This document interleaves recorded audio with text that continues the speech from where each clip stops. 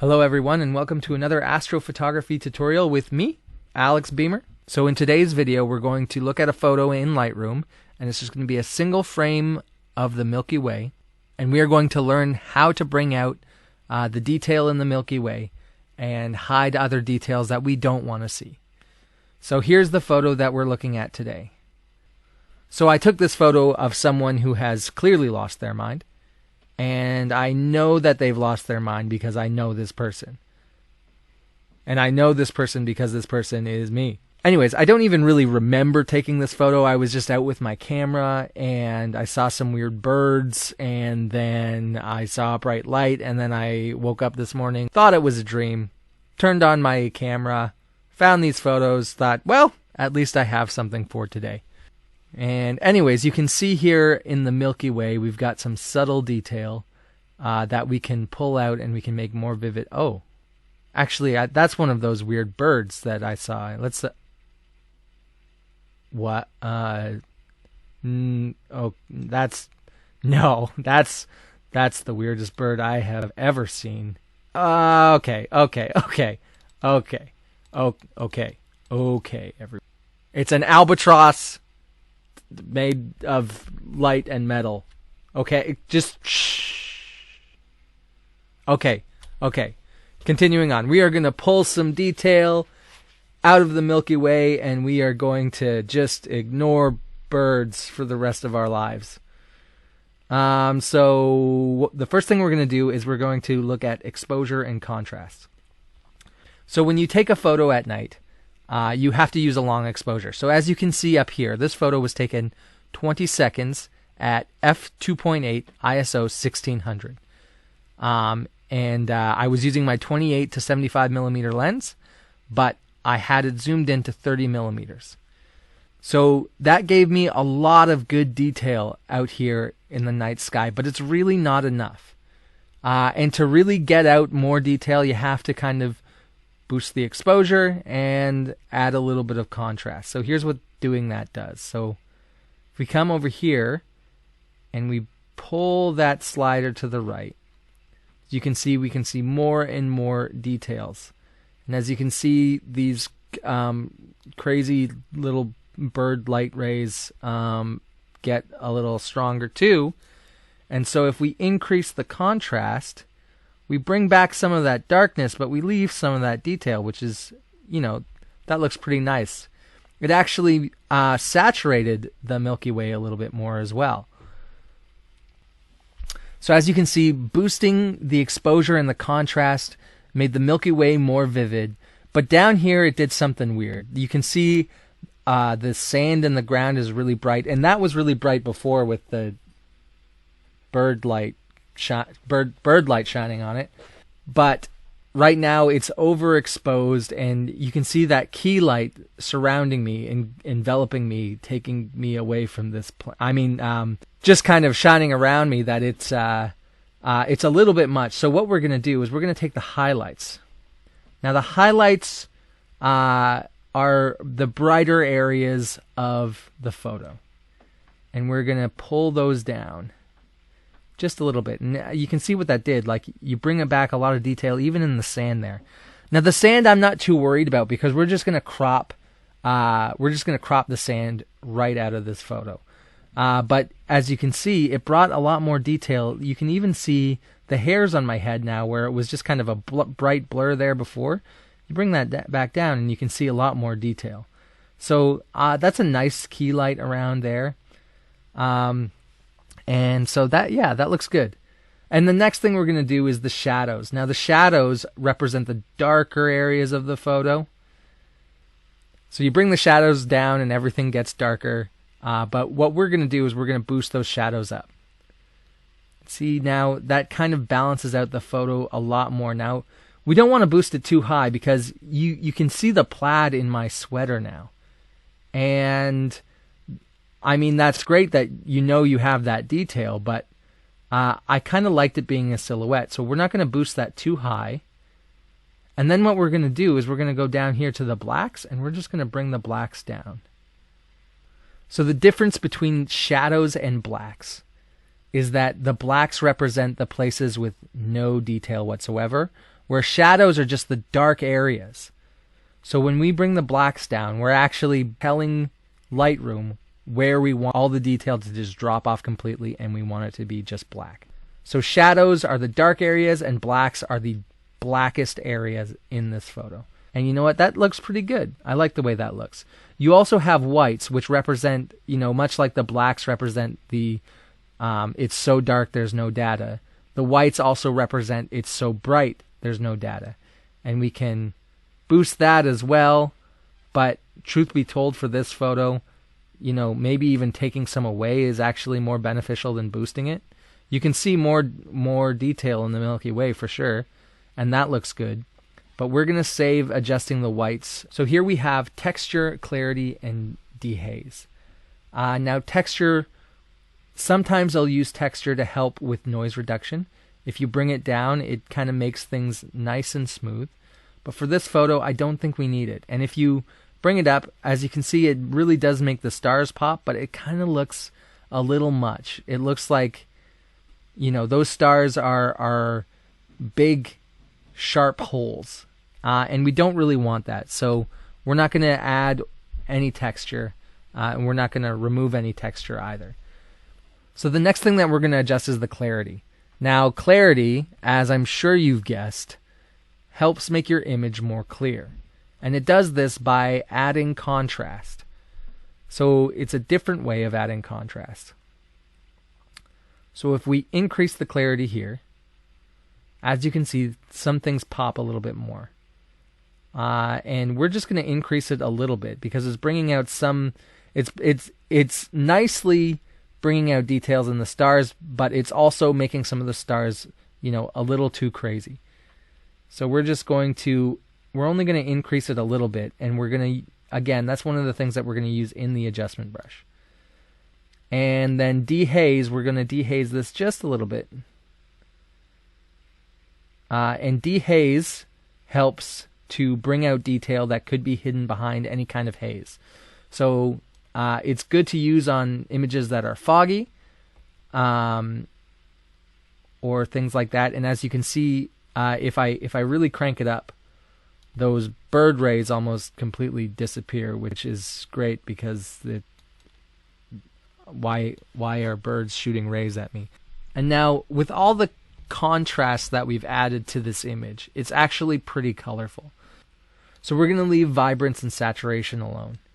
And now we're going to apply a little bit of noise reduction, because if you zoom in, you can see that this is a very noisy image. And so we're just going to boost the luminance just a little bit. So yeah, that took down the noise quite nicely. And now we're zoomed in pretty far here. So if we zoom back out, as you can see, things are a lot smoother. We maybe even don't need that much noise reduction.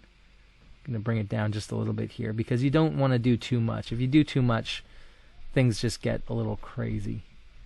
And then the last thing that I like to do is I like to edit the calibration. Now this is how I like to add a look to my images. So you've got your red primary, green primary, and blue primary. So adjusting these will adjust the hues of the colors. So if I grab the blue primary here and I push it to the left, see, it made all the blues much more teal, and the yellows and the reds, it kind of made really, really kind of a reddish orange. And that's way too much. So we're not going to do that much, but we are going to push that a little bit to the teal direction.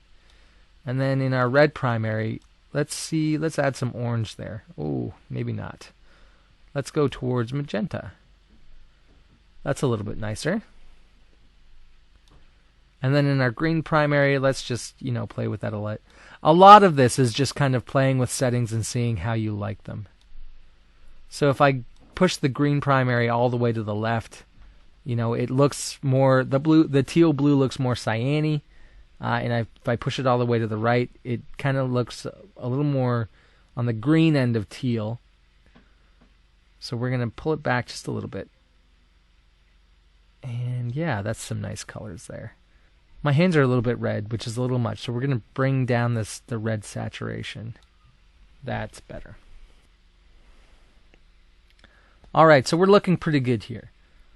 So the next thing I'm going to do is I want to bring out more of that detail in the Milky Way. So I am going to select the adjustment brush, and I'm just going to boost the exposure just a little bit, just so we can see where we've painted. So I'm going to start with down here, I'm going to paint up, I'm going to paint over here. So, that made things brighter and more interesting, that's for sure. But it also kind of made things stick out like a sore thumb a little bit. So what I'm going to do is I'm going to go over here and I'm going to grab the contrast slider and I'm going to add even more contrast to the Milky Way. So as you can see, bringing it all the way up, really helped to balance it out. So we have more color in here and a little bit more pop. So the next thing I'm going to do is add a little bit of highlights to it and maybe take down a little bit of the shadows. Again, just trying to balance it out so it doesn't seem like it just pops out way too much. You just want just the right amount of pop. And then we're going to add some clarity as well. Not too much, because that's a lot of clarity. We're just going to add just a little bit. So yeah, that pops out pretty nice. And so the last thing that we're going to do here in Lightroom is we're going to crop it and we're going to rotate it just a little bit so it's even. So we're going to come up here to our crop tool and we're just going to rotate it a little bit just so that the horizon's a little more even. And then we're just going to bring up this crop to just kind of crop out the sand a little bit. And we're going to bring this down just to even out the aspect ratio just a bit so it's not a super tall image. Okay, looking good. So the next thing we're going to do is we're going to take care of some things in Photoshop. So we're going to right click on our image here and we're going to go Edit in Adobe Photoshop 2021. Edit a copy with Lightroom adjustments. Edit. So over here in Photoshop, there's a couple things that I want to do. So the first thing I'm going to do is I'm going to try and fix my butt and my back. I get terrible ratings from women all the time on them, and this is not going to help me in real life. But I can at least make it look a little bit better in this photo. So what I'm going to do is I'm going to try to make the light that's splashing on my butt and my back a little better. And fun fact, Light Butt was my nickname in high school, but we're trying to kind of grow out of those things now. So what I'm going to do here is I'm going to add an adjustment layer. So I'm going to go down here, I'm going to click Create a New Adjustment Layer, Curves. And so the first thing I'm going to do is, if there is any light on my back, I don't want it to be so yellow. I want it to be blue. So I'm going to first go to the blue channel and I am going to increase the blues. Now as you can see, we are editing the entire photo here. And what we want to do is we want to find that sweet spot, which is down here somewhere. As you can see, you can either grab this graph directly and pull your point around, or you can grab this tool and click on a spot that you want to edit, which we want to edit right in here.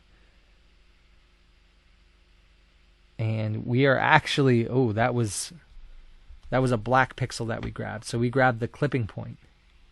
So we want to, I'm going to just zoom in a little bit here, just so that I can be very specific about what pixel that I want to grab.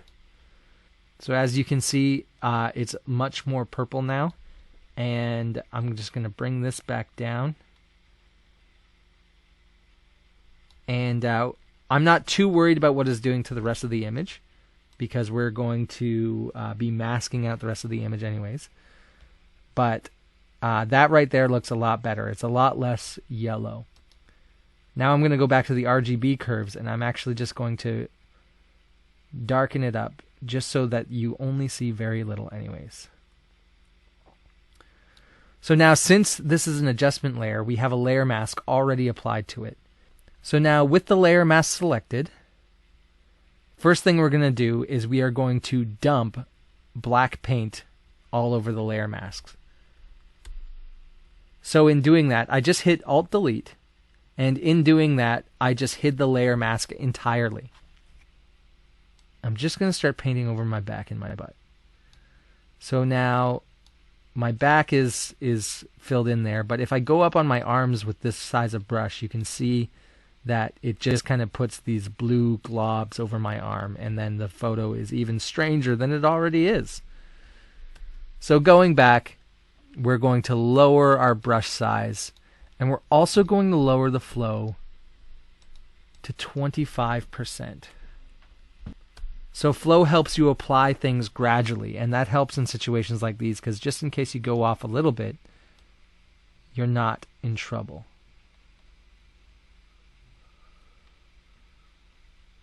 So there, that looks a lot better.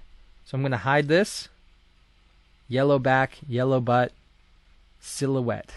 Oh, and you can see that I kind of went over here. So I'm just going to take the black and I'm going to just kind of fill that in on the edges so the blue isn't shooting out of my armpit like some kind of weird stank. So the last thing that we're going to do to this photo is take out anything in the photo that we maybe don't really want there. So oftentimes when you're out taking pictures, you'll have things that just show up in your photo that are unsightly, unwanted, or maybe even things that challenge your notion of reality entirely. So what we're going to do is we are going to use the content-aware fill. So we do that by taking the lasso tool and making a selection around the bird, and we're just going to go Edit, Fill, and then in Contents we are going to have Content Aware Fill selected, and then we're going to hit OK. And look at that, it is gone, which means that I'll have to answer a lot less questions when I show this photo to people. Anyways, that's the tutorial today. I hope that you have a good night and that you don't see any weird birds. Anyways, I'm gonna go. Mom, how did I get home last night?